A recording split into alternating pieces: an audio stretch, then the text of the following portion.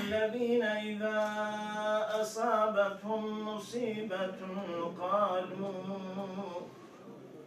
قالوا إنا لله وإنا إليه راجعون أولئك عليهم صلوات من ربهم ورحمة وإلى أرواح كافة أهل إيمان خصوصة لروحه الفاتحة.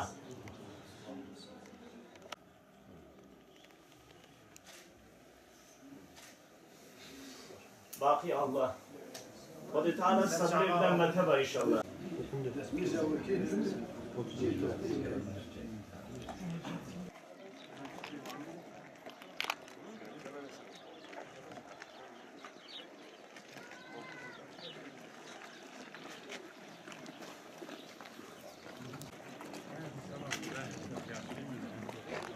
Valla kalkıyorlar neyse orada. Zaten o esnada o mazlum insanlar hani infaz edecek kişiler.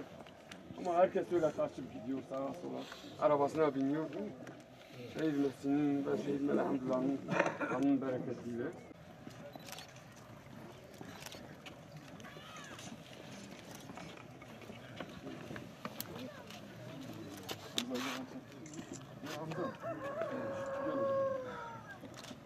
Her şeyden önce ben tekrar bu aziz kardeşimizin şehadetini tebrik ediyorum. Allah-u Teala onu şehit olarak kabul etsin ve cennetinde ağırlasın. Bütün ailesine de sabrı cemil diliyorum. Farklı konulardan pek çok kişi bu olaya yaklaştı. Farklı açılardan bakarak açıklamalar yaptılar ama ben şu noktaya dikkat çekmek istiyorum. Gerçekten ölüm hepimiz için nasihattir.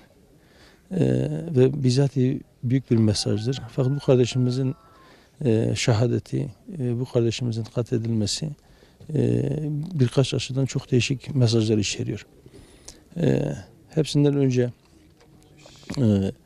şunu belirtmek gerekir ki Sur gibi ölümün kol gezdiği bir yerden nispeten sükunet içerisinde sakin bir yer olan Mersin'e, Silifke'ye gitti. Ölüm orada onu buldu. Bu bize şunu gösteriyor ki ecel geldiği vakit her nerede olursak olalım, yaşımız kaç olursa olsun bizi bulacağı varsa gelir bulur. Bunu bir tespit etmek lazım. İkincisi kendilerine Kürt hareketi diyen insanlar sadece Sur'da değil, sadece Cizre'de, Sulupi'de değil veya sadece başka biri değil. Mersin'de de olsa yine gidip bir Kürdü bulup Kürdü katlediyorlar.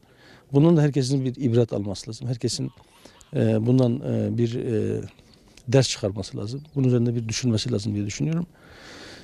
Allah-u Teala hakkını bırakmasın. Bu büyük bir zulümdür.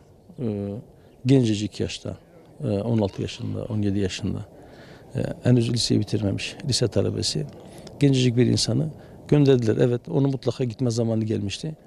Rabbim sabır versin. Tekrar onu diyorum. Allah-u Teala şehadetini mübarek eylesin, kabul etsin. Onu cennetiyle mükafatlandırsın inşallah.